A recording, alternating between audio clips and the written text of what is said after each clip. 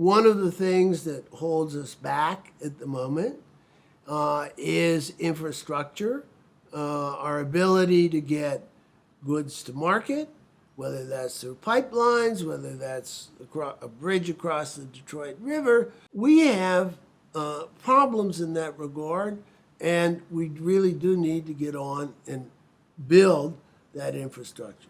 So actually, this would be a very good time for governments or public-private enterprises or private enterprise to be investing in that infrastructure, that long-lived infrastructure.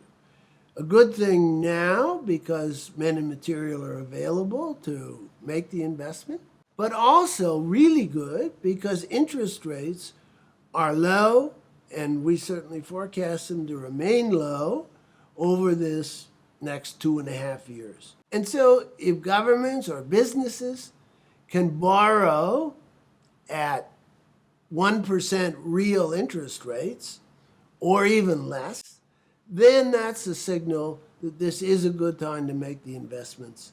And that is indeed will help our overall productivity by getting rid of some of these infrastructure bottlenecks. And obviously it'll help our productivity if corporations invest in machinery and equipment. The likelihood over this period is that Canadian dollar will trade in the range of 90 cents, plus or minus. That gives some help compared to the last few years where it was trading closer to par. But nevertheless, our costs still remain considerably higher than the United States. And so the other part of policy that government can adopt to try to improve the skill level of the labor force through education, but also through encouraging mobility. And then finally, and extraordinarily important, is that Canada continue to seize trade opportunities abroad, to make NAFTA work better, to complete the work on trade arrangements with Europe, and to engage in more liberal trade arrangements across the Pacific.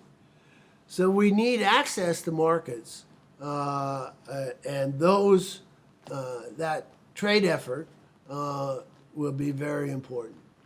Not just to get the agreements, where we've been rather slow so far, but then to implement the agreements so that our manufacturers, our resource producers, our service producers actually have access to the markets that will allow Canada to grow.